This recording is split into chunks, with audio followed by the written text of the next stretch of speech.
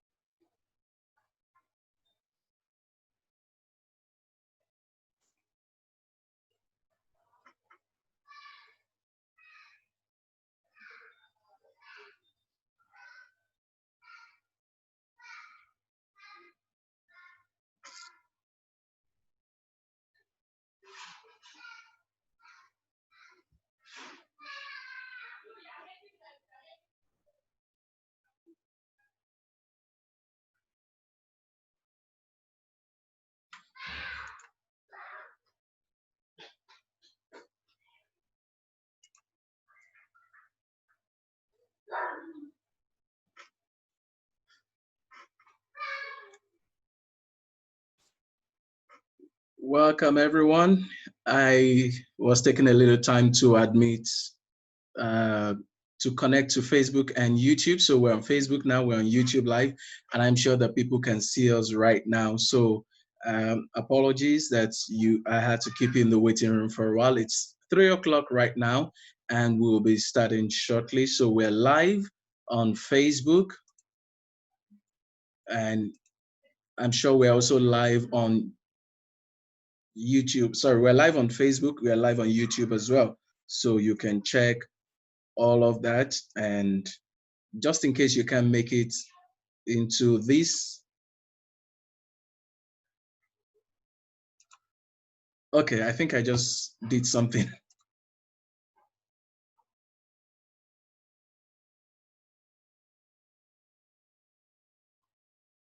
Just a moment, will be perfect on this. I just accidentally stopped the live stream. So I need to restart the live stream on Facebook and on YouTube so that people can actually keep watching.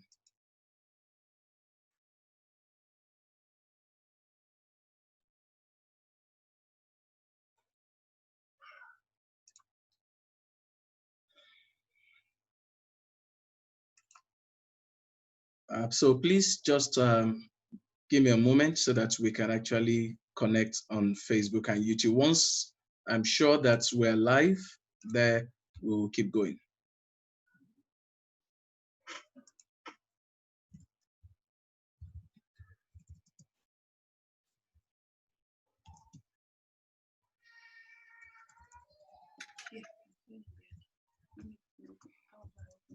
Okay.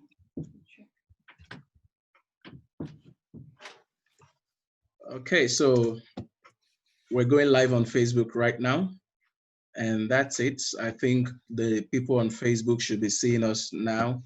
And once that is set up, we will go on with whatever it is that we're doing here.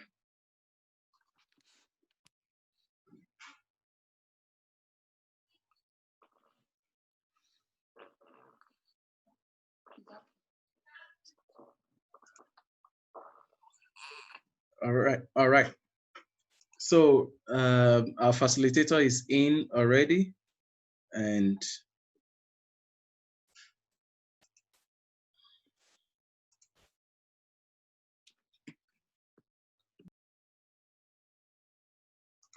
oh, okay, sorry. I thought I admitted the facilitator, but I accidentally did not admit her, but she's in right now. Oh, awesome. So we have our facilitator in, but your audio is still off. Yes. Can you hear me? Yes, I can hear you right now. Great to have you. So we're good to go, and we have a few participants already in the house. We're also streaming live to Facebook at the moment. So if anybody cannot make it into the meeting, they will be able to join us via Facebook. How are you, Ma? How are you doing? Very well, thank you. How are you too, Fola Daniel? At DLC, it's good to see you again. Good to see you too. It's been a while. Since, I guess it's been like 5 years or more since the last time I was at Daystar Career Plus. Yes, okay. Absolutely. Okay. So yeah, I'll just do a brief intro, give a background to those who are watching us right now, and then we will actually continue with the meeting. I'm going to just spend more time listening. Once in a while, I might interject by asking a few questions so that the people who are either studying public speaking or who want to be public speakers can then understand why etiquette is very important in public speaking. I did say to some people in the invites that I sent out that sometimes you may not understand why you don't get another invitation to speak again. And it's very important that you get another invitation to speak. So etiquette, the major reason you may speak at one meeting and may never be invited to that meeting. So how do you ensure that you don't do certain things or behave in certain manners that the hosts at your meetings will say, okay, I'm not sure we can bring this person back. And these are things you do unconsciously. How do we coordinate ourselves? How do you behave yourself on stage? how even off stage, how do you behave before the meeting? How do you behave? Because some people think that it's content alone that determines whether you get an opportunity to speak at a meeting, and they don't know that it goes beyond content. So what are the things that we need to know about comporting ourselves off stage, on stage, after the presentation, and how do you even interact with the people that are asking you to come and speak in a meeting? So I'll just hand over to you right now. For those who are just joining us and who don't know our facilitator is Mrs. Tosin Babasaya Craig, and for short, Tosin Craig, and she is country lead for, I'm sorry, I forgot the name of the company right now. Performance Facts. Sorry? Performance Facts Incorporated.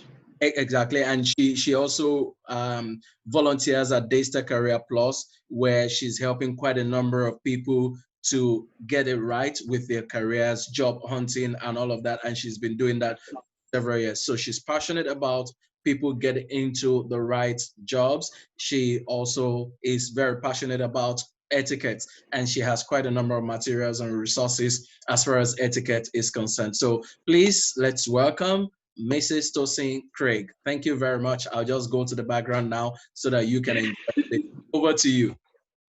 Thank you so much, FDA, and it's so good to see you again. Thank you for the invite. Thank you, everyone that has joined us before. Some people were even in here before I got there, and I want to say thank you to you. And I'm going to spend a few moments with you talking about public speaking and the etiquette of public speaking.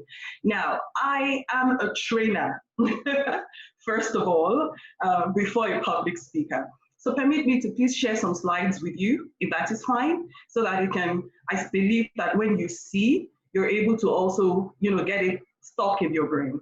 So I'd like to share my slides and then we'll talk through it. FDA has given us a very fantastic background to what we want to do today, and we will just move on from there. I look at the chat and someone says, we can't hear you again. I guess something is wrong with the audio and that there is echo in that office. Yes, I wish there was something I could do about the echo, but no, there isn't anything I can do about it. But we'll just move on from here, if you don't mind. So I'll share my screen with you. FDA, can you please permit me and disable? Yes, my screen is disabled at the moment. So please permit me to share my screen.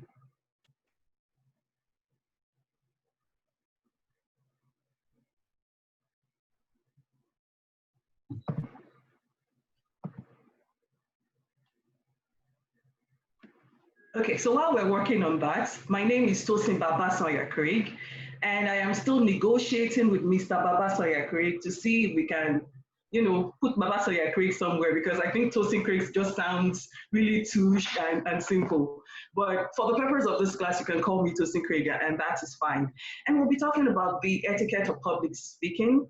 How do you speak successfully on your feet? Okay, so let's see. Yeah, you still need to disable screen sharing, please, so that I can share my screen.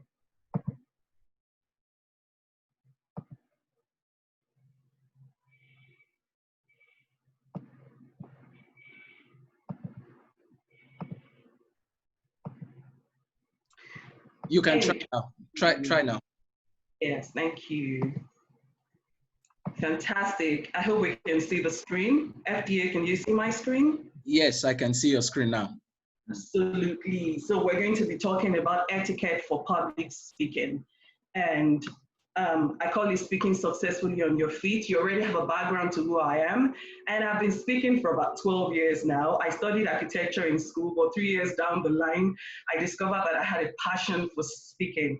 And somehow there was a detour and I had to transit into speaking and training. And at the moment, like FDA says, I am country lead for Performance Facts Incorporated, and we're more into education. Let me not go into that background. Let's just move on. All right. So at the end of this webinar, I'd love to see you speak effectively to groups of any size. and to speak with confidence, and to speak with power, to take control of a room and command attention. I'd like to see how you can use your body language to enhance your message.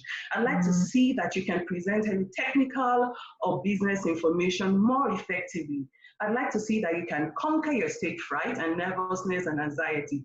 Do you know that they say that a lot of people prefer to go for a root canal treatment, like if you have a bad tooth, and you prefer to go to the dentist to remove your tooth than to stand in front of people. So there's a big fear for public speaking. And I'm hoping that after this class, we'll be able to conquer that stage fright and you'll be able to speak, and speak with confidence. And finally, I'd like to see you effectively market your business and promote your product to a large audience. Now, before we continue, there's this little exercise that I love to do, and I'll have you do it. Now, 1 minute is a really long time, so we'll do this for about 30 seconds. You're just going to shut your eyes, everyone. And when you close your eyes and think of peace, what do you see? Just shut your eyes for about 30 seconds and think of peace. What do you see?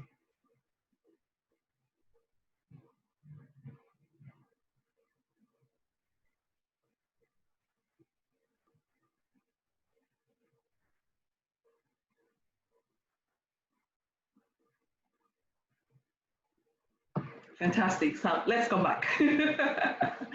So do you want to drop it in the chat room and tell me what you see when you think of peace? When you think about peace, what do you see? So Fola, you can tell me as we go along so we don't waste time about it, but as soon as you see people sending whatever comment it is, just let me know about it. All right, that's fine. So what is public speaking? What is public speaking? I mean, as a matter of words, public speaking is you standing in front of an audience and communicating a purpose or communicating a message. All right, but I have a few definitions here, and I'd like to pick the second and the third one.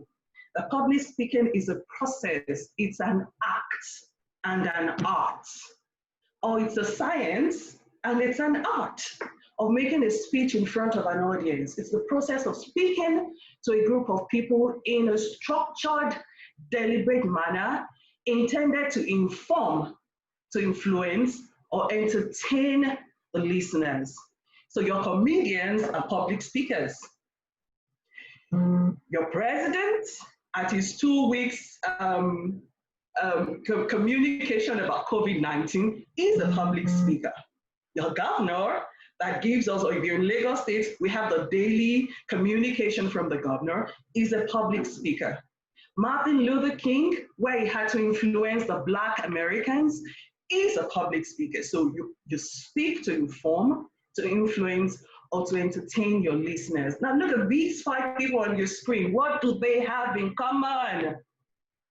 Winston Churchill, Oprah Winfrey, Bill Clinton, Martin Luther King, Obama. Maybe we come to Nigeria, then we're talking about Fola Daniel, Adelesi. What do they all have in common? They are public speakers, the people that stand on the podium and communicate to you. And communication isn't complete when you don't get the feedback. So when they're able to influence you to follow their leadership, then they're fantastic public speakers. So these 5 guys are fantastic public speakers. But do you know something? Let me give the example of Winston Churchill. Do you know that at his first public speaking event, he actually fainted? I mean, he fainted for real. And many public speaking activities after that, he just didn't make it, but he kept working on it. So suffice it to know that nobody was born a public speaker. So I congratulate you if you're in this room, because this is you trying to get better at public speaking. I am also still work in progress. I know FDA is still work in progress. Every day we learn and we become better at this. From having many butterflies in our tummies to having very few butterflies in our tummies, but there would always be butterflies in the tummy. People with strong dynamic voices are perceived as having more self-confidence. So please speak with power. You should always ask yourself, what's the worst that can happen on that stage? What is the worst that can happen? So what's the speaker's nightmare. They say that listed among 10 worst fears is the fear of public speaking. It's called glossophobia. Glossophobia is the fear of public speaking. So how do you overcome this fear? You know, fear is just a natural reaction. How do you overcome it? You overcome it by facing it, just like every other fear that you have. You just face it headlong. It just comes with determination. It comes with you telling yourself, I just want to do this and I want to get better at this. I want to ensure that when I communicate with people, I influence them to do whatever I want them to do for me. So that's how to overcome your fear. You just face it. You'll just face it. So if you're hearing that word for the first time, it's called glossophobia, and it's the fear of public speaking. How do you overcome glossophobia? Picture yourself as a winner and speak from your heart. Don't practice in your PJs, people. You know, don't, if you want to be a public speaker and you want to present to a number of people, I mean, if you speak at your PTA, for instance, you are a public speaker. So maybe you should disabuse your mind if you're imagining that, well, it's only when I have a thousand number of people that I'm a public speaker. No, you speak at PTA, you are a public speaker. If you speak at your team meetings in the office, you are a public speaker. So you need to practice, not just in your PJs. And what I mean by practicing in your PJs is you're taking it very leisurely. No, there are times when I knew that I would be speaking with people, there were times I would practice in front of the mirror. Those times would look really silly. There was even a time that, I mean, early in the years, I put my daughter's stuffed animals and put them together and spoke to them, imagining that that's my audience. So you should practice. Use powerful one-liner affirmations. Talk to yourself positively. I can do this. I can do this. I can do this. And ask yourself, really, what's that can happen to me? Always be in the moment and don't be the on-speaker. You are the speaker. I'll tell you more about being an on-speaker as you go on. Now, the mind does not know the difference between reality and what is imagined. I'll say that again. The mind does not know the difference between reality and what is imagined. So what should you do? You should create the presentation and its desired outcome in your mind, and it will accept it as real. So whatever you tell yourself or the way you present yourself is the way the audience will take you. They say perception is reality. So if you can tell yourself that I can do it and you have the confidence to do it, the mind cannot even distinguish between you thinking about it and you acting on it. Do you understand? So please always ensure that in meditation you speak positively to yourself that I can do this. I can overcome this fear of public speaking. So let's move on without belaboring this message about glossophobia to public speaking etiquette. And I've called it the 10 P's of an etiquette-full public speaking. The 10 P's of an etiquette-full public speaking. The very first P is what I call purpose. Now, I know you're all muted, but I'll imagine that you're repeating this after me. So everyone, please say purpose. The first one is purpose. And what is purpose? You should know what you want to accomplish with that assignment. Do you want to inform people about something? Do you want to inspire people about something? Do you want to persuade people about something? I imagine that the day that Martin Luther King stood on that podium to talk about I have a dream, he didn't go there throwing jokes. He went there serious because he wanted to inspire, because he wanted to influence.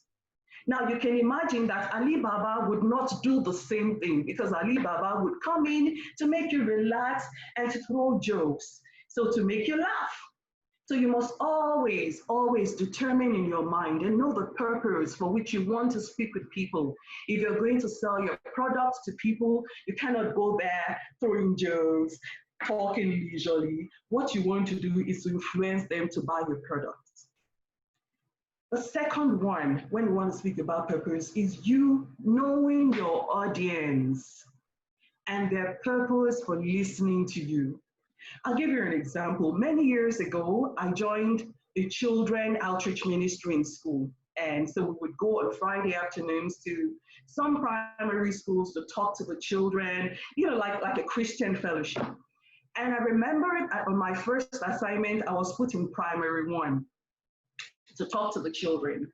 And by the time we were going the next week, the leader of the group said, Tosin, you're not going to primary one. I'm sending you to JS1 in another school. I was like, no, I love my children in primary one. And I wanted to protest. And she says to me, you didn't communicate with them. Your grammar was too much for these primary one children. And that's me not understanding my audience. The purpose about speaking to people is not for your own self-glorification. It's all about them. It's all about the people you're speaking with. And it was a huge lesson for me that day. I had to sit down and unlearn some things and to relearn some things and to understand that I need to know my audience. Imagine if I want to go sell a product, maybe I work in a bank, and I want to go sell a product in a popular market in Lagos State called Idumota. Would I go in my suit and my corsage and my high heels? Would I go into the middle of Idumota market and blow grammar? Hello, everyone, ladies and gentlemen. I'm here to talk to you about a product. You're not going to do that. They would listen to you. If I'm going to go to Idumota market to sell my product as a banker, I am going to maybe go dressed in some really nice Ankara dress and flat shoes. I would maybe throw in some Yoruba or throw in some Igbo. I'd come to their level. That's you understanding your audience and, their purpose for listening to you. And finally, align that purpose with your audience. Align your own purpose with the audience. If I understand that while speaking with my audience, I am this high and they're like this. If I have a purpose, I would know how to come this way so that they can relate with you. Now, the second P that I call P2 is perception. Your own personal perception. How do you see yourself? Now, you must have seen this picture somewhere before, the cat looking at the mirror and seeing a lion. That's what you should be when you're going for public speaking. That is who you should be when you're going for public speaking. You should be that cat, but look at yourself as the lion. The truth is that the power is in your hands. You're the one on the podium. You're the one speaking to people. You are the one with the authority. So look at yourself in a good way. Use the mirror of credibility to create the right perception. Ask yourself, am I fit for this assignment? And the answer is yes. Then you have conquered that fear.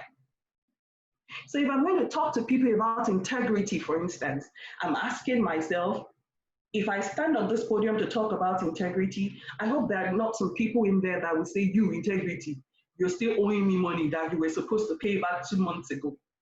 And that conquers you. So ensure that you use the mirror of credibility to create that right perception.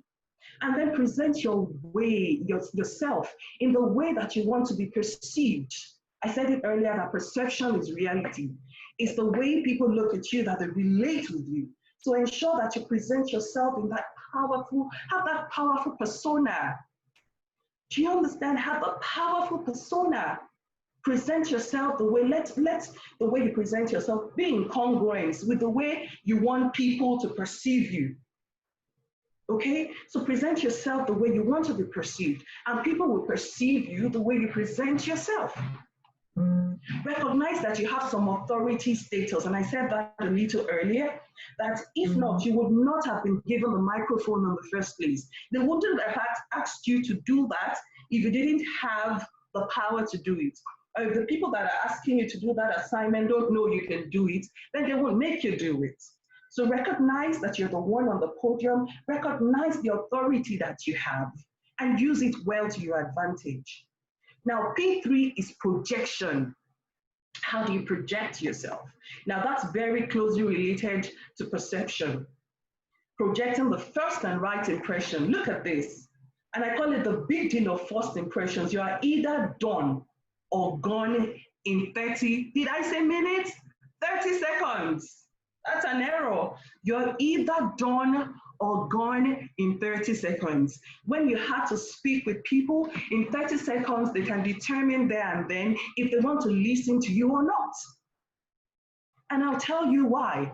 So a man called Abraham Mirabian, who is a psychologist, a professor of psychology, came up with what called the 93 rule, or projecting the right impression in communication. And it says to us that, see, when you're up there to speak with people, 55% of your influence is based on your appearance and your body language, your whole 55%. Let me ask you, if you got 55% in WAEC, wouldn't you be granted admission?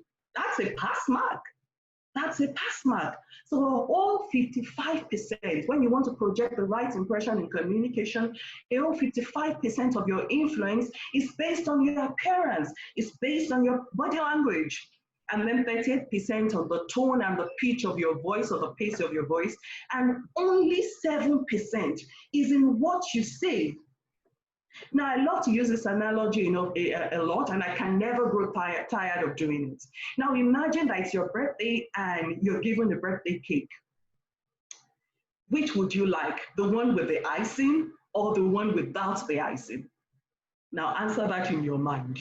I remember I was in a training once and I asked this question, and a young man kept insisting, no, I want the cake without the icing. I don't like sugar. I don't spend my money on sugar. And in my mind, I knew, oh my God, I am not going to move an inch from where we are if I don't conquer this. And I just got that inspiration. I asked the young man, are you married? And he says, no, I'm not married. And I said, you see, okay, so on your wedding day, we will stack 5 tiers of that cake without the icing. And the guy shouts, no, God forbid, I don't want it. He said, but you like the cake without the icing. So I went further to tell them that, look at the 10-inch cake, that we call it 10 inches, without the icing, just that brown thing without the icing. Let's imagine that it costs about 4,000, now that things are becoming more expensive. Do you know that as soon as the icing gets on it, especially that one they call the sugar crafting icing, the fondant, it becomes like triple the price of that cake. However, let me ask you, is there anyone in this room that eats that icing? Nobody does. So you can spend your money to buy that cake for 12,000 and scrape off 2/3 of it to get to the cake itself. That is what impression is about. That is what impression is about. That is why organizations will spend millions and millions of dollars on advertisement to make things appeal to you. So your appearance is very important when it comes to public speaking. Your appearance and body language. So the cake itself, without the icing, it may be what you say, but I have to be appealed before I get into tasting what you say. Do you understand? That's why you would get a catalog if you're getting married and say, I like this cake, I like this cake, I like this cake, just because of the decoration that you can see. But it takes you time for you, it's on that wedding day, when you scrape off the icing, that you actually taste what is in there. So make sure that you project a right impression. You're either done or gone in 30 minutes. Let me give this example. A few Saturdays ago, or a few days ago, I can't remember if it's Saturday, there was a syndicated program on national TV, and 2 men were invited to speak on a burning national issue. One of the guys had a suit on with a tie. The other guy had a denim top and a pair of pink shorts on national TV. I took my time to listen. And even though the man in the pink shirt had some superior arguments, I didn't take him seriously because he didn't look the part. In my mind, it disrespected the audience. Why would you come on national TV in shorts? So the time I would have spent listening to him, I spent looking at him and saying, he's not serious. That is how important your 55% appearance is. Now, 30% now depends on your pitch and the pace of your voice. And maybe your grammar too. You don't want to get on the stage and you forget to use your TH.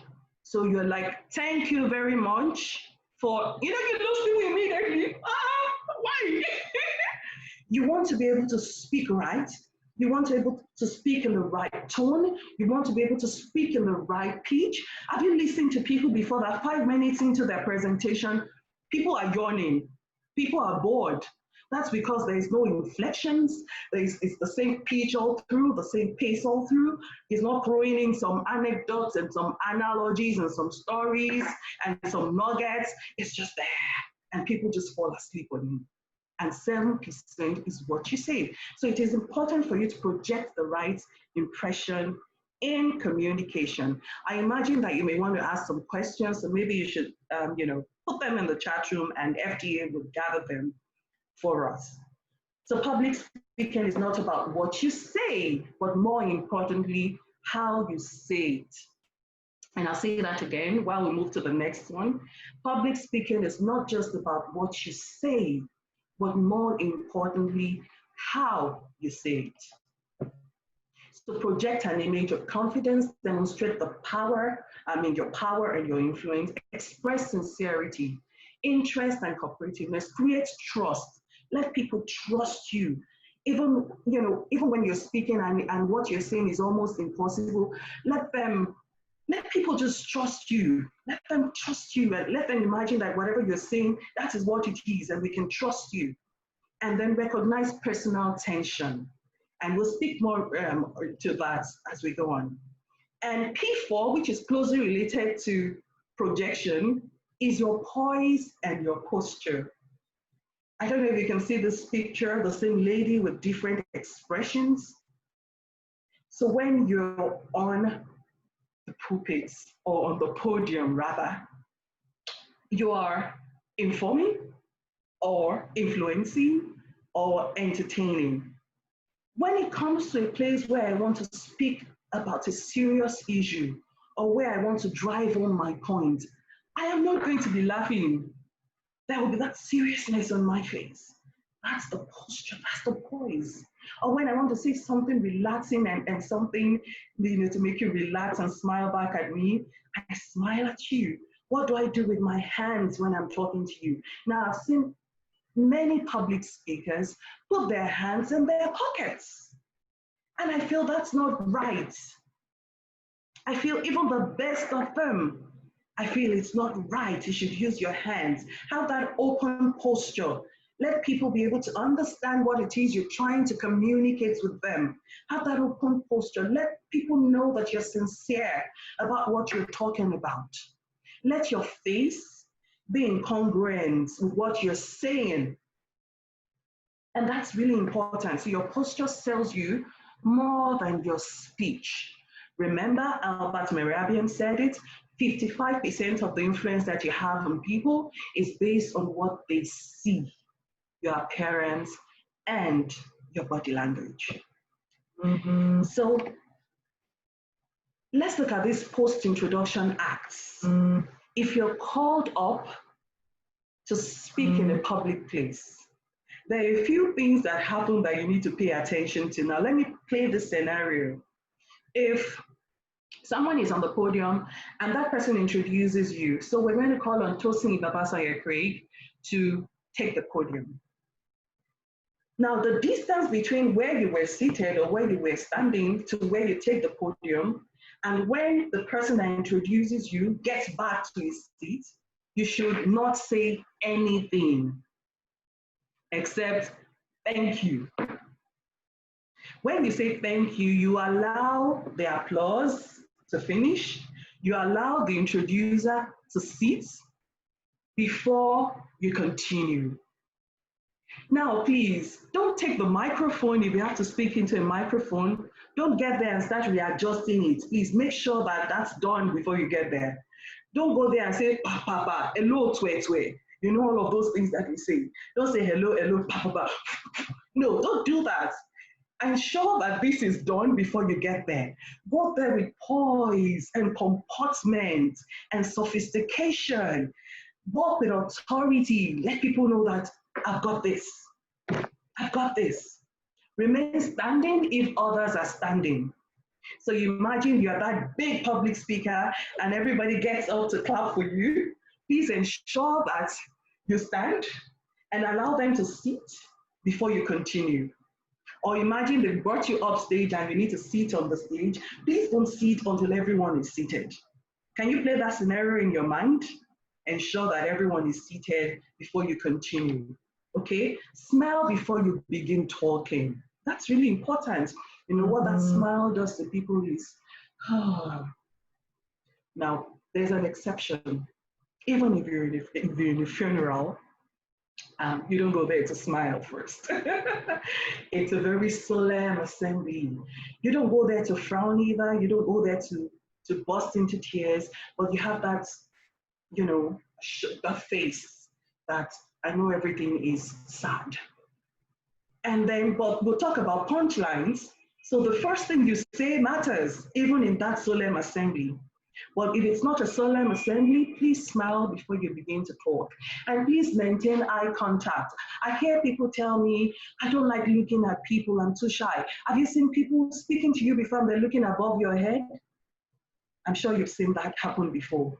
And I've heard a public speaker tell people, you can't look into their eyes, just look above their heads. No, that's not right. Please, maintain eye contact with the people you're talking to. So if I'm speaking about a point, for instance, imagine that you're all in front of me and I can see your pictures. If I want to say these 5 things, I'm going to ensure that I have eye contact with one person to say thank you to the introducer, and then I take my eyes off that person and look at somebody else. Don't readjust the microphone or blow air into it. And then I look at somebody else, remain standing if others are standing. Do you understand what I'm saying? Now, don't look at one person throughout.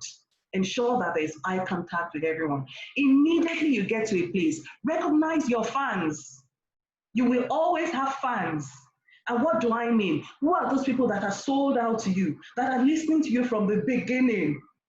Recognize them and make sure that you have the eye contact. Those are the people you should look at. If you're looking at that person that became bored even before you took up the microphone, you will get discouraged. So have your fans that you're looking at, but not just one person. Ensure that your eyes are moving around, but please look at people. It's important for you to maintain eye contact. Now speak clearly and slowly out of respect for your listeners. It's not about you, it's about the people that are listening to you. So speak clearly, speak slowly out of respect to your listeners. Let's look at P, okay? And then be mindful of your gestures. Use your hands sparingly. Don't, you're not acting, it's not drama. So make sure that you use your hands sparingly. There are moments that you can put your hands if there's a podium. There are moments you can use your hands if you're trying to describe something, but don't be all over the place. You understand how you tire people out when they have to look at you, and when they have to look at those really heavy gestures from you. So please be mindful of your gestures. P5, practice. A practice speaker not only knows how to talk in front of people, she knows how to talk to people. I'll say that again, and this is a very important nugget for you. A practiced speaker not only knows how to talk in front of people, but he knows how to talk to people. They're 2 different things. You can speak in front of people, like many people do, but are you speaking to people? Are you speaking to their hearts? Are they buying into what you're saying? Do they understand that which you're saying? So a practiced speaker would not just stand in front of you to speak, he will speak to you. So ensure that you practice. I mentioned that at the beginning, that it's important for you to practice, not just in your PJs. Take this really seriously. There were a few times I had a presentation last week, and I remember that, was it last week? This was just a few days ago. And I remember that I had a presentation to my colleagues before I went to present that it was a really high level presentation. I had a presentation to my colleagues so that they could tell me, oh, don't say that, say this, okay, say this well, harp on this particular issue. That's the way it should be. Until you master public speaking and they can wake you up from sleep and you have something to say, please ensure that you practice and you practice well. When you practice, there's a confidence that you know your onions. There's a confidence that you know your worth. So it's important for you to spend time to practice. P6, punchlines. Punchlines. How do you start your presentation? I'll give you an example, after now. Provide a startling fact which relates to your main theme. If I'm coming to talk to you about COVID-19, and I want to talk to you about the seriousness of COVID-19, I won't go ahead, start shooting statistics at you. I would say something like, do you know there's a monster in town? And you make people, really? Monster in town? Wow. And then I can go on from there. And can you imagine that so number of people have been infected by this monster? That's a startling fact to start with. Tell a strong and relevant anecdote. Give a striking example which illustrates one of your themes. Pay your audience a compliment. I'm sure you've heard really fantastic public speakers do that. Oh, you look amazing today. A class full of beautiful looking people. That's a compliment. Everyone will smile back at you. Oh, what a beautiful weather we have today. Thankful for the weather. That's a striking example. That's you paying compliment to what's happening at the season or to your audience.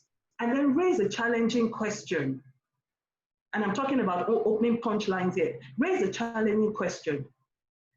How many people do you know right now that have been infected with coronavirus in Nigeria? That's a challenging question because there and then, not everybody might have that figure.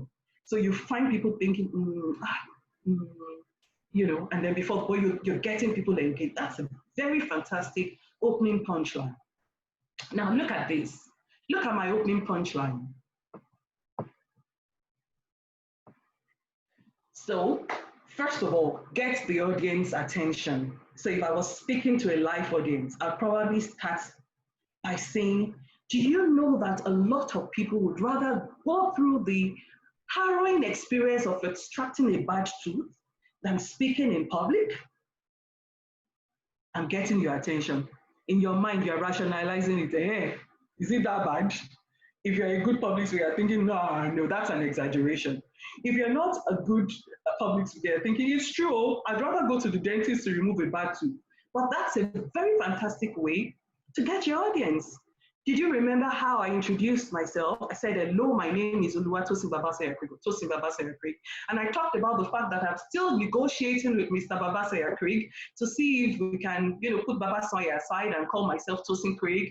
That's a good way to introduce yourself. Don't just throw your name at people and move away from there. Say something little about yourself and then announce the topic. Today, I am going to talk to you about etiquette of public speaking, and then justify your topic. It has become pertinent to learn the art and act of public speaking. Now, this is just me giving an example. It could be better than this. And then establish your credibility. People need to know there and then that I remember, and it's not you self-glorifying, it's you trying to tell people that I think you should listen to me because I know my audience. So maybe this is where I'm going to throw. I lecture at Lagos Business School, which is a big thing. Wow! I lecture at Lagos Business School where I take the senior management class on business and social etiquette.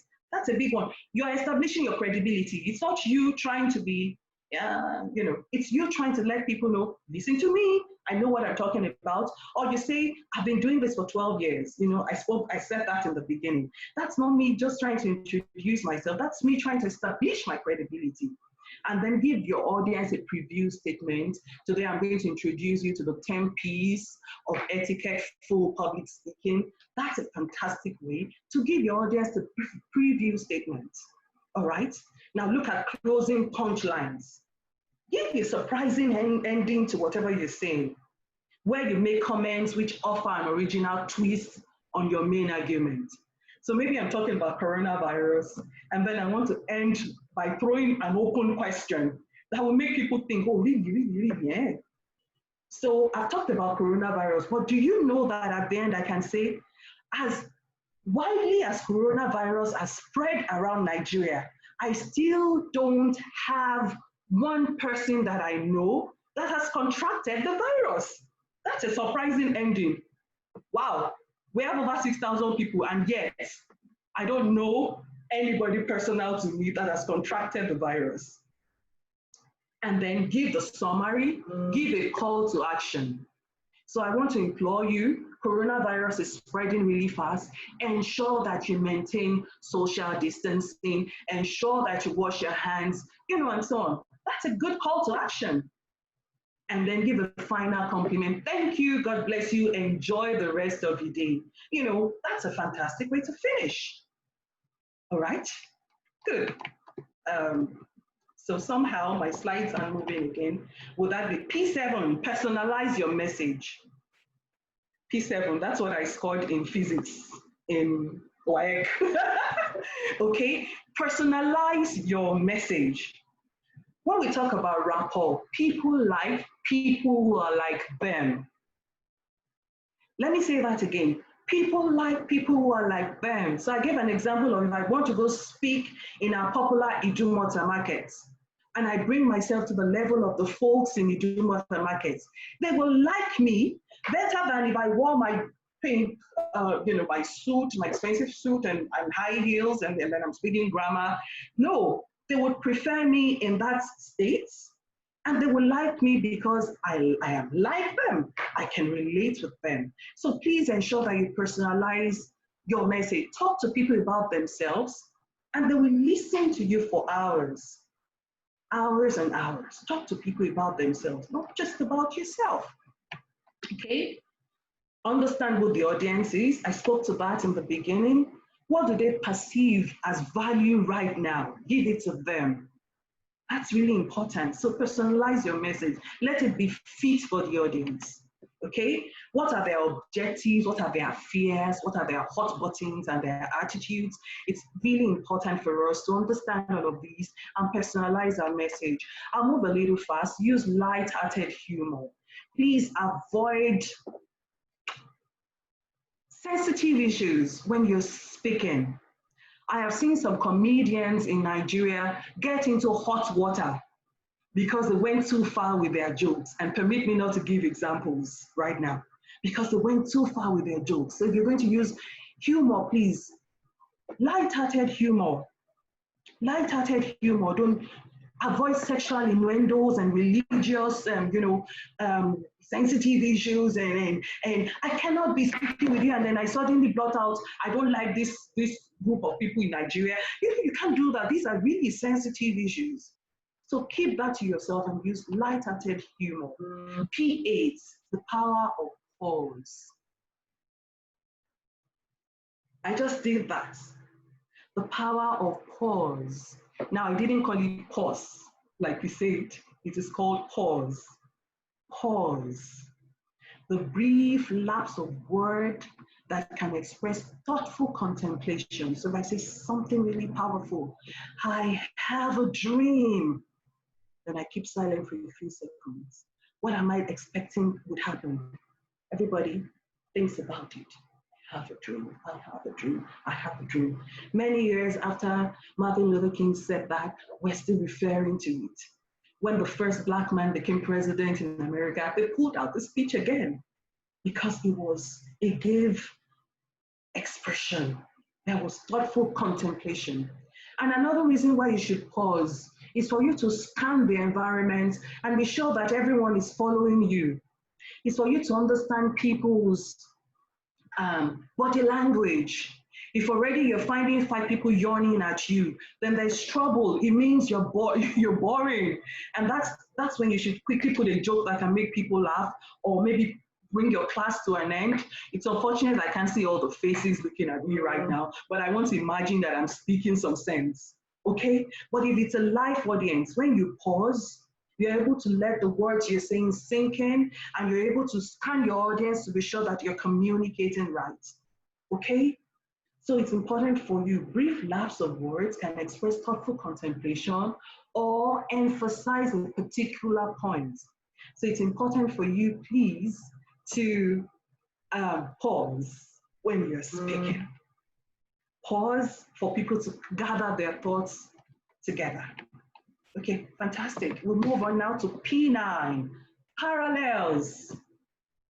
Parallels. Tell stories. The mind seldom forgets. Tell stories. The mind seldom forgets. So if I'm saying something really important and I'm trying to overload you with information, there's every possibility that if I tell a story to back what I'm talking about, you won't forget that story. I imagine that there's nobody here that has forgotten about that man I spoke about that was on national TV in a pair of shorts. If you remember that story, you'll remember the point. So it's important for you to tell stories, to give analogies. People seldom forget that. A parallel is saying a story or analogy. That's a typo there, in which something is expressed in terms of something else. So please ensure that you give parallels, you give stories to back up your points, because people will not forget stories. And finally, P10.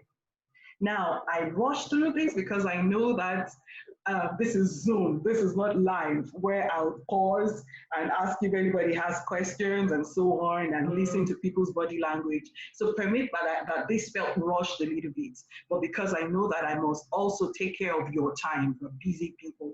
Okay, so P10, participation. Listen for cues as you speak. Carry your audience with you. Allow them to speak to you, not verbally, but non-verbally. When you see people nodding their heads, what does that say to you? You're speaking sense. When you see people lost in thoughts as you're speaking, what does that say to you? You're speaking sense. When you see people trying to write every word you say, what does that say to you?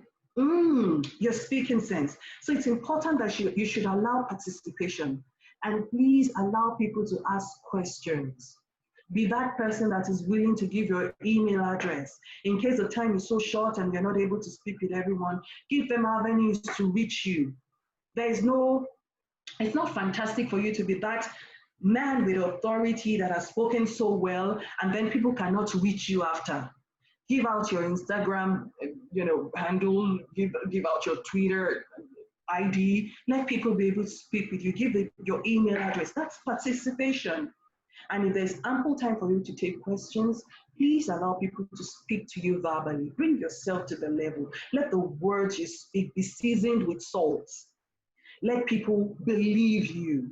Let people participate. And that's how you're sure that you're a fantastic public speaker. Thank you so much. It's time for you to take up my role now. So Fola, over to you. Any lastminute.com questions? I'd like to take at least one question. Okay, we can take quite a number of questions, and we have some good time. We're not limited to 40 minutes, so I think if you have your questions, you can just bring in your questions right now.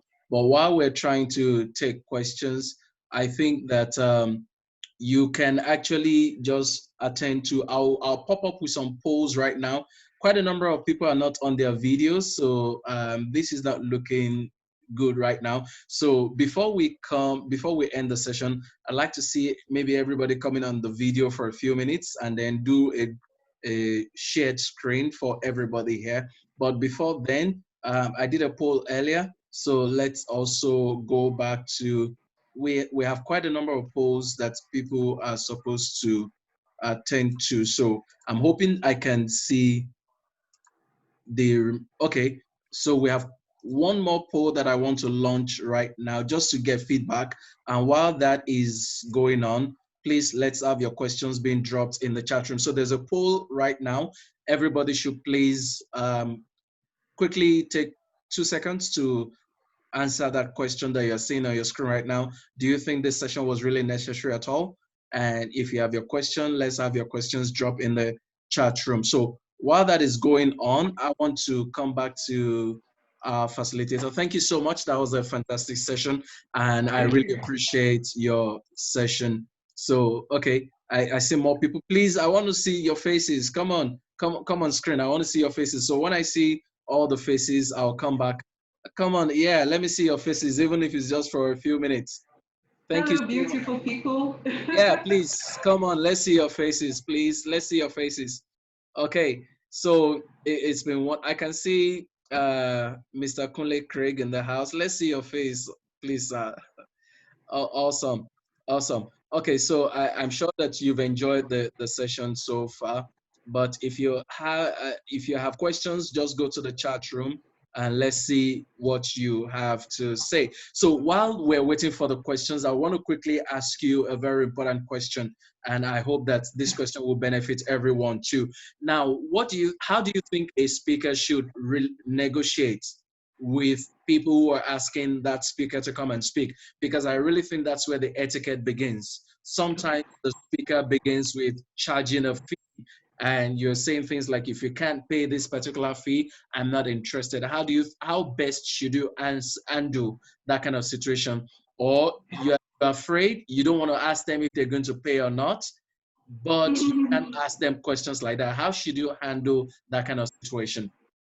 Okay, I hope I'll be able to answer this question well, because my personal mantra is communicate value before money. Communicate value before money. It's not everywhere you're invited to that you should collect money, or that you should communicate money first. Yeah. Communicate value first. When you communicate value and money comes after, it's easy for you to negotiate. So for me, and it might not be the right way to do it, so I won't say this is cast in stone. For me, money is not usually the first thing. Now, I know there are public speakers in Nigeria that even already have their statements. What do I mean by statements? Policy statements. So you call them you invite them. I mean, I've related with one person before. You invite them to speak, and they send you the policy statement. In fact, it's the PA that sends it so that you don't deal with them. Exactly. So it's the PA that sends it. You know, I'm sure FDA would have seen that kind of thing. And they send it to you 1 hour, 1 million naira, lodge me in a 5-star hotel, and I don't blame them. They have become authorities in what they do. Although I often ask myself, Tosin Craig, would you ever come to that point where you have a policy statement? Because for me, this is more about communicating value, much more than money. And somehow money would always, always follow value. Money will always follow value. So, I mean, it's important for us to look at it that way. And when I become that authority, then we can begin to, but I don't think I would ever use a PA to communicate with people on my behalf. I don't see that happening. So yes, I'm aspiring to be that fantastic person where they're running after, you know, when you're that person, it's easy for you to negotiate. Do you understand? Yeah. So I'll give you an example and permit me to mention the names of organizations. So, I mean, and this is me just speaking with you maturely. Now, if I'm going to spend there's my 1 hour in, let me not mention the name of the organization, in an oil servicing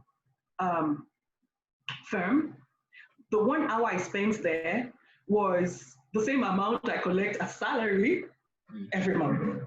Now, because I knew, oh, they could afford it, I knew they looked for me, and so it was easy for me to mention that figure. So don't be afraid to mention your figure after you have done your background information. But there are places I go to that why would I let them? I've traveled out of Lagos to speak with students before, and I'm thinking to myself, why would I mean, I'm going to give back. Why would I want to collect money from the people, pocket money that the parents have given them? Do you understand? So even when they gave me an envelope and I saw that it was 3,005 that was there, I said, can I sow this back to you? They said 3,005 for your transport. Don't give me money. So I mean, it depends on the audience and the message you're giving. And so I can't say this is what you should negotiate. But let me leave you with this. Always communicate value before money. Thank you. Okay, awesome. I believe that people are enjoying this session, and I'm still waiting for questions from all of you. You can please go to the chat room and drop your questions. So I'm going to ask another question if you have questions. I'm also looking at those of you who are watching us from Facebook, because we're streaming live to Facebook as well. So if you're watching on Facebook, we will also take your question and make sure that the questions are attended to. So now let me also think about a scenario where you're on stage or you have arrived. Now they are offering you stuff. how should you handle eating and stuff like that? Or should you just go ahead, eat everything? Let's combine two questions. Now, the first part would be Okay.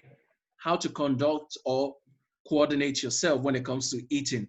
You are the speaker, but there's food, there's a lot to go around. So you're eating. How should you conduct yourself when you see food? Then the other thing is, apart from eating, should you just be, some people say, oh, I'm myself, anywhere I go, I just feel free, I just start flowing with everybody and stuff like that. How do you relate with people? You know, there's one thing saying, oh, okay, sorry. Oh, okay. If sorry, but I think somebody just joined and Yeah. okay. Okay, so apart from eating, the other thing would be to how do you relate with people? Should you be free with them? Should you throw yourself open and stuff like that? So eating and being free with people, how do you handle that? Okay, now remember that I mentioned that people like people who are like them. Yep. So please, however important you are, like I know as a person that I like to distinguish myself. I like sophistication. I learned it. I wasn't born with it. I like people to remember me. And so even from the way I present myself with a lot of respect.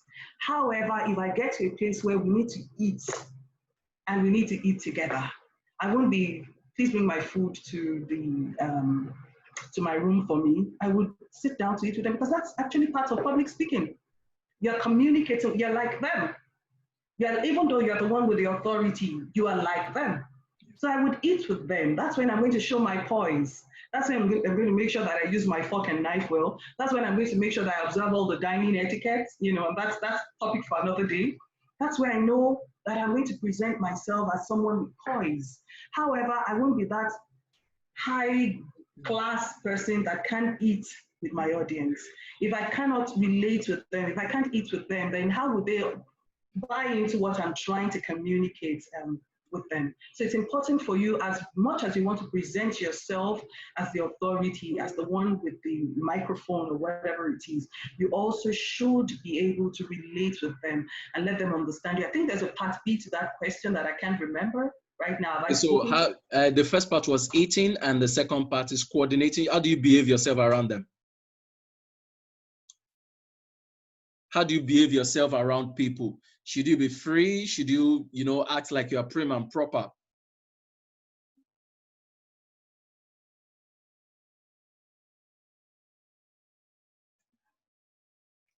Okay, I'm not sure she can hear me very well. If you can hear me, let me know. I'm not sure what's happening with our speaker. However, pending the time she's able to come back on, I will actually try and attend to some of the questions. I can see a question here saying, how can a speaker determine what kind of dress is suitable for a particular event? That's Smart Akiva. How can a speaker determine what kind of event is suitable for a particular event? The first thing you have to ask yourself is, what kind of event am I attending?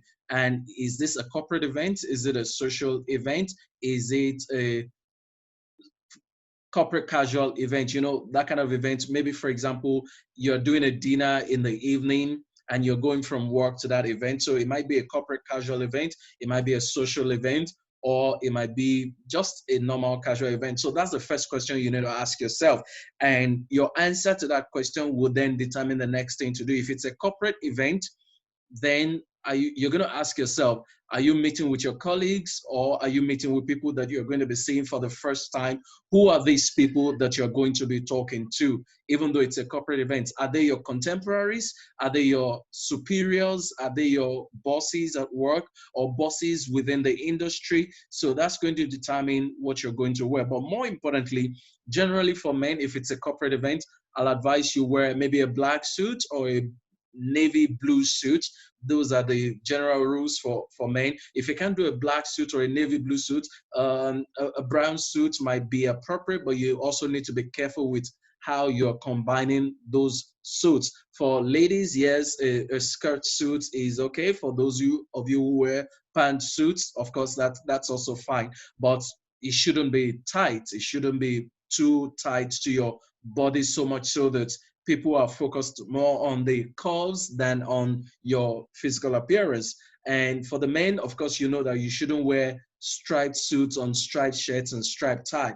You can only combine one stripe with other plain materials. For example, if your tie is striped, both your shirts and your suits shouldn't be. And the same rules apply to the lady. If you're wearing a brown belt as a man, you should wear a brown shoe. And sometimes I go as far as wearing a brown leather wristwatch. And for the ladies, you want to be careful to wear the kind of shoes that you're comfortable in. If you're not comfortable in heels, please don't go for heels. If you're comfortable in flats, please, that's what you should wear. So, okay. So, okay, sorry, I think the facilitator was locked out somehow by the network, but she's back in right now.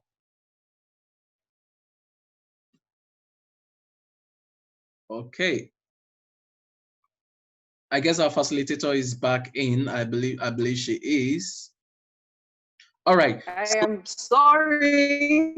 It's okay. So I held forth for you. Someone was asking about knowing what is appropriate to wear for an audience, but I've taken that question from Smart Akiba. So let's go on to the next question. How can a speaker determine what kind of dress? Okay, I've taken that. Communicate. Okay. How can a speaker handle audience with mindset or preconceived notion about specific topic? Audience with mindset or preconceived notion about a specific topic. How do you handle that kind of audience? That's the question from Adetunji Lamidi. Okay, Adetunji Lamidi, thank you for that really important question. And I hope, of course, that FDA was able to answer Smart Akiba very well. So FDA is an authority in this. So if you have an audience that already have that preconceived notion about something, and your work as a public speaker or as a presenter is for you to be able to get into or get through to that person. Remember that you're not just there to stand in front of them, but you are there to inspire, you are there to talk to them. So it is your work for you to help to break the walls of that preconceived notion, that mindset. You know, they often say that mindset is like you pour concrete into a bowl, you know, and the concrete sets. It becomes a set. You know, you can almost it's there. It's a set.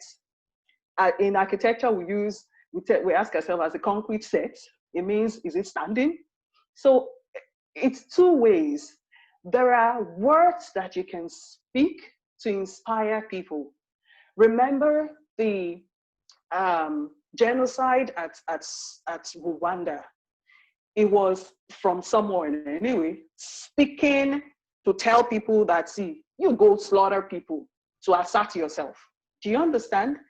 That person was able to speak. However it is, he communicated and inspired people negatively to do what wasn't right. So however hard it is, that a mindset is, as a public speaker, you can speak to that person. You can speak to the issue. You can break that mindset. But let me tell you that do not be disappointed also if you're not able to get through to people. Some of the time, it's not your work. Some of the time, it doesn't happen there and then. It might take another 2 weeks of ruminating over whatever you have spoken to help your audience to do what it is that you want them to do or that you're trying to inspire them to do. So 2 ways. There and then you can break that mindset and communicate to that person. But if it doesn't happen at that time, please don't be disappointed. Allow the work to continue in your absence. You have said something, it has gone into the ears of that person. Allow it to work on the person's mind. All right. So that's the way I'm going to answer that question. So it's possible for you to break a mindset. Yeah. Awesome. And it's impossible sometimes.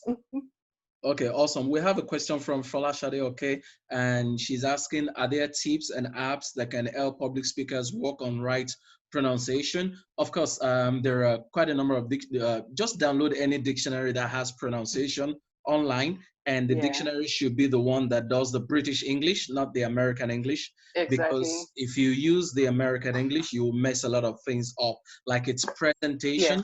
presentation, like it's gesture, not gesture, nugget, not Not nugget, guess and stuff like that. So sure. Yeah.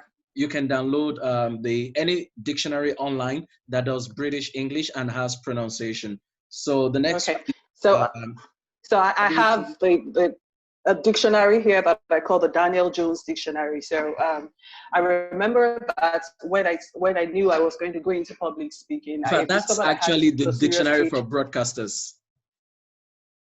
Yeah, okay, interesting. So there's the Daniel Jones Pronunciation Dictionary. If you find a good one, it will come with a CD at the back that you can play to and listen to. And I remember in my early years, I would sit down and listen to them. So thank you for that correction. I think I must have said, I said gesture and gesture. So I mixed a lot of the time, British and American, and you know, from exposure and all of that. So thanks for that correction. Okay, I was just FDA. actually So speaking please, generally. I didn't even note that. yeah, it just occurred to me that I think I said gesture or Uh, gesture. I can't remember. I, All I right then. sometimes I still mix some of those words too, but it's good that we're conscious of them. So there's a question from Awesome. Adetunde Lamidi, and is role playing necessary during presentation? How valuable can these be to stabilize the audience? It is necessary. If you have I mean, I would always tell people use props. Use props. Remember that I told you the story of the primary one children, if you joined early, that I had to go talk to. I remember that day I spoke to them about the ant and the ants not being lazy. And I remember that the correction my leader gave me was, you can't talk to a bunch of primary one children without, you know, showing them the picture of an ant, maybe an ant carrying a log of wood and all of that. So you need props to help drive home your presentation. And role play is one of the ways, apart from the props that you use, and role play is one of the ways that you can drive home your message. Remember that I told you that people remember stories and analogies. So yes, please, role play is important. If you have the luxury of time and space to do it. Okay. Absolutely. Awesome. So we have another question from Mayam Busari Oba. Okay, I'm not sure that's the full name, but that's what I can see. How can you work on maintaining a calm flow during a presentation when your heart is actually racing? Basically, how do you speak with ease without showing tension? I've seen people show tension before, and I think I must have shown tension before in my early years. But your work as a public speaker does not begin on the podium. It begins before you get to the podium. Your work as a public speaker, I'll say that again, does not begin on the podium. It works from backstage. You speak to yourself from backstage. You psych yourself up from backstage. And you know, and I'm going to say this, and please don't take my word for it. I just want to tell you how important it is for you to prepare before you get on stage. Now, this is a negative thing that a lot of our celebrities, a lot of our musicians do, because they know that these things would spill over. A lot of them psych themselves up with hot drinks before they get on stage. That's how you should psych yourself with positive words before you get on the pulpit or on the podium to speak. So prepare yourself before you get there. However, if you get there and there are a million butterflies in your tummy, there are a few things people do. Is it President Barack Obama in his early years? I can't remember if it's the one, but I know there's a US president that would usually have, you know, this small foam. He said it, and I don't think it's Barack Obama. I can't remember that president that said it. He had the small foam with a pin on it that he presses, you know, to release tension. Mm. Barack Obama would usually use cards, small cards, you know, and to look at his points before he says them. So there are ways you can help yourself. What works for you? But please, the work begins before you get. If you take those deep breaths and you meditate before you get up as a public speaker, it really helps. And you see that first, second smile that you give, it helps you to douse some tension. So please, it's important for you to prepare before you go. And even when you get there and there's some tension, release it, speak to yourself, meditate. That little exercise that I did, if you shut your eyes and you think about peace, what do you see? That's a beautiful one. It helps us to do is it helps everyone to calm down. Helps everyone to calm down. So that's it. Awesome. So I'll just add a few tips to it. One of the things you must Okay. do is that if you're doing a presentation, some people are very comfortable doing a presentation with the people they know. So you might want people you know to sit in front, to take front row, give you thumbs up and stuff like that. So if they're giving you thumbs up, it means that affirmation will help you calm down. And there are some people who do not want to take any presentation in the presence of the people they know. So just tell the people who know you very well to please step aside or stay in places where you cannot see them. Then the other thing is important for you to know the topic. Whatever topic you will be addressing, you should know it very well. Some other people will be very confident if they know the topic. There won't be any issue. And just like you said, some people squeeze something. The idea of squeezing something is like sending the tension to that point where you're squeezing. Some others will stand on their toes. Instead of standing completely on your feet, you limp up a bit and you're standing on your toes and you're standing at ease. So that way you're sending the tension down. You can also reduce the tension by pacing up and down, but you don't want to pace too much. If your pacing is faster than the pace at which you're speaking, something will be wrong or people will perceive that something is wrong.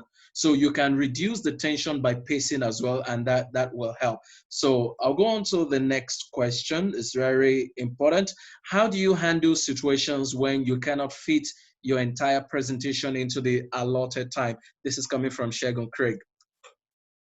Okay, that's a very good question. Thank you, Tosin. Now that's my big brother, but so this is the place I'm permitted to call him Tosin. I won't put Boda in front of it. All right, so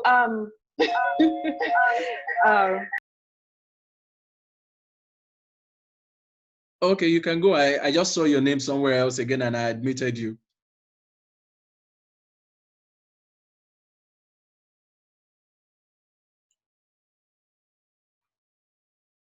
Okay, I'm not sure what went wrong, but I just noticed that. Can you hear me now? Yes, go on. Can you hear me? Okay, so that's a very fantastic question. And it happens to the best of us. You have so much information to give, but the time is really short. Now, it's important for you. I have mastered it in such a way that I try to pace myself. So if you have a presentation, you want to time it. You can use the animation part of your PowerPoint presentation to time it. So I have 1 hour, I have 60 slides. I'm going to time it in such a way that I don't spend a minute, more than a minute on each slide. So that's a good way to do it. However, if you don't do that, and yet you want to give everything you have in that allotted time, it's better for you to just look for the salient points. So there are times that I hide some slides and make sure that I have my cards where I speak to those things without actually showing the slides. Actually, if you're using presentation slides, you don't need to have too many words. That's why it's presentation. You use bullet points. Don't overload them with information. Now, you can't say a lot of the things you want to say at once in that space, but make sure that you pick the important ones that must go with them. And I found a lot of speakers that will refer you to further reading on their last page. If you want to know more about this, do this. So it's important for you to pace yourself. You can't give imagine a lot of the time, it's only about 20% of what you say that stays with people. So why do you want to overload them with information? Just ensure that you say the salient, the important ones, and let the others go. And if you want to give that knowledge, as a presenter, there are many times I will tell them, okay, we possibly can go through all the presentation slides, so I'm going to send them to you at the end of the class, but I'm going to make sure that I harp on those important ones that you must take away with you. So those are the ways that I do it. FDA, if you want to say something. Awesome. So Smart Akiba is back in the room. I guess she was locked out and she didn't hear my answer to her question. So I'll just let you answer her question right now. And she's asking again, how can a speaker determine what type of dressing is suitable to a particular event? I did answer the question here, but she probably was locked out. So I also didn't hear your answer, so you could help me out if I don't speak to what you said. Okay. Now, it's important for you to dress a little. You're still dressing, you're like the people you're going to speak with, but a little more sophisticated than they are. Let me tell you what I'm trying to say. If I'm going to speak to a bunch of students in a university, my dear people, as much as I like corporate dressing, I am going to go for business formal. I'll probably do a pair of jeans and put a blazer on it, just because I want to be like the people that I'm about to speak with. I don't want to present myself as another daddy and mommy to them. They've had a lot of, talking down to from home. I want to come speak with them like I am their big sister or a big friend or a senior friend. So I am not too dressed with a tie if I'm a man or something. I want to dress down a little bit. If I'm going to speak with executives, absolutely, I'm going to dress very formal. In fact, I like to be a bit sophisticated with my formal. So even when I do the formal, I'm putting a brooch on my left lapel, I'm making my hair very sleek. I'm not doing the zany hairstyle. My fingernails are not long. I'm not too much in their faces. I don't go with the red lipstick. I present myself as a very formal person. If I'm speaking with children, I want to wear maybe my pair of jeans and a top so that I'm like them. I'm like the big auntie, not mommy or daddy, but like the big auntie. If I'm going to do market, I mentioned that. I'm going to speak to market women about a product. I'm not going in my suit and tie. I want to maybe do an Ankara top, which is a local fabric here in Nigeria, and maybe pants, and I'm formally or smartly dressed. So it's important for you to know your audience and know the message that you're going to communicate before you decide on what to wear. Okay, awesome. That was great. So what I did say in the first answer that I gave was you need to ask yourself a question: what kind of event am I going to? Exactly. And that's the first way to determine what is appropriate or what is not appropriate to wear in this kind of event. Is it a corporate event? Is it a social event? Is it an event like an after work event where it's going to be corporate casual? So determine the kind of event that it will be, what caliber of people are coming to the event, and what is the purpose of the event. If it's an event where you're going to be unwinding, there's no point to be fully corporate. You can be smartly casual or smart casual. That's what people call it. Smart casual, a scenario of smart casual is, for example, you're wearing a polo and jeans and you're just putting your blazers on it. And for ladies, you are also just wearing a top, maybe a nice skirt. And it's nothing too formal, nothing too, some blouse with some rope on it and maybe a 3/4. So that the event will determine the what you're going to wear. And I did say for the gentlemen, if it's a corporate event and you're also having your bosses in attendance, you want to be on suits, preferably plain suits, not suits where you combine colors. It's not the time to show your artistic nature with your suits. You don't want to show us rainbow color suits. And then if you're also wearing your suit, you know that it's brown belt on brown shoes, black belt on black shoes. Absolutely. Then you don't combine your stripes anyhow. So if it's a striped shirt or a striped tie, then your suit shouldn't be striped. If you're tall, I didn't say this earlier, if you're tall, it's okay to wear stripes that are horizontal. But if you're brief and down to earth like I am, we're brief and down to earth. So don't wear horizontal stripes. Very important that you wear vertical stripes. So the vertical stripes will give you the impression or give people the impression that you're a little taller than you really are. You are, yes. So you need to pay attention. Then if you're dark, you don't want to wear dark colors all the time. If you're dark, wear colors that are slightly brighter. If you're wearing black, if you're fair in complexion, black will complement your skin color. Even to the details of your wristwatches. How can you be black and you're wearing a black wristwatch? Please don't do that. Doing that. If you're fair and you have a black wristwatch, the black will complement your skin color and stuff like that. So these are little things that you should pay attention to. We can't exhaust that here, but there are quite a number of things. Yeah, that's a lot. Can I say something briefly too? Please go ahead. You're a man and your neck is quite short. Please avoid the long collars. It just makes you look soft in it.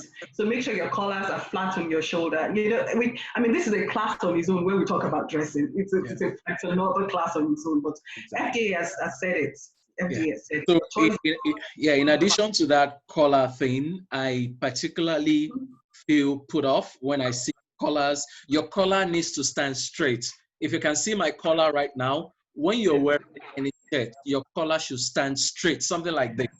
So much so that if you put on a tie, that collar can sit comfortably under the tie. Your tie should always sit perfectly under that collar. Anything different from that, if the collar is weak, please don't wear that shirt. And if you have to, maybe you can support that shirt with some starch. So that's it. All right, thank you so much. Let me take one more poll from everyone. I really want to appreciate the time that you have taken to be a part of this webinar, and I'm really glad that you have all participated. So a few quick announcements. First of all, tomorrow happens to be, tomorrow is my birthday. Hey. So, okay, so you can all unmute your audio. All of you can unmute your audio so I can hear you all. This is that time where unmute your audio if your audio is mute, so you can talk back to me now. At least we've Happy had a birthday, FDA.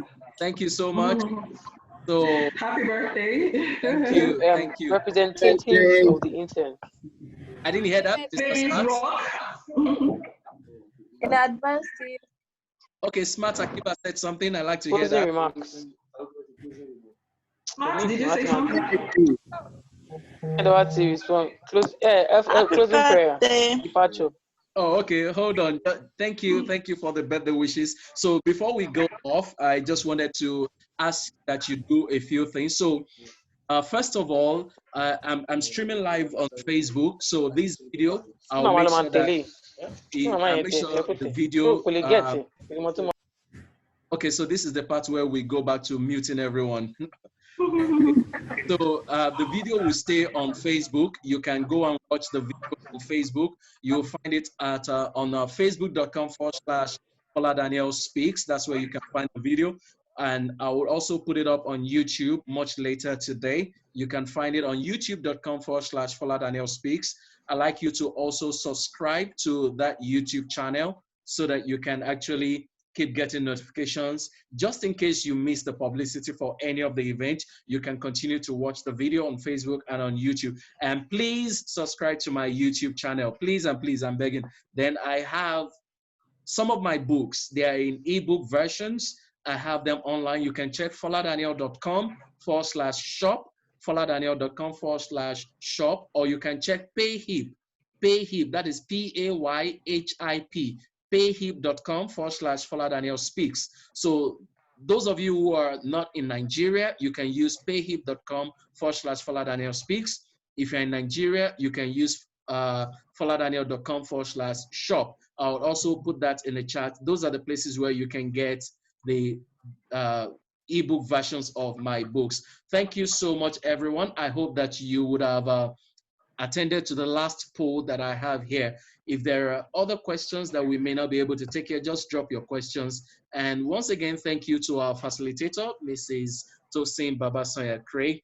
Thank you to Mr. Segun Craig, the big brother. I think I saw your husband, although he didn't come on video, Mr. Kunle Craig, right? Okay, so thank you, everyone. I hope that it's been a great session. As soon as I end this session, you will see another poll. Please attend to that once again. Thank you so much, and do have a fantastic evening. Enjoy the rest of the day. Thank you, everyone. Bye-bye. It's been a wonderful time. And please, oh, sorry, one more thing. If you want the audio, if you want a download link, just drop your email. I will share a download link with everyone whose email I can find in the chat. If I see your email in the chat, I will drop a download link for every one of you. So you can actually drop your email so that you can get a download link for this session. Thank you and goodbye.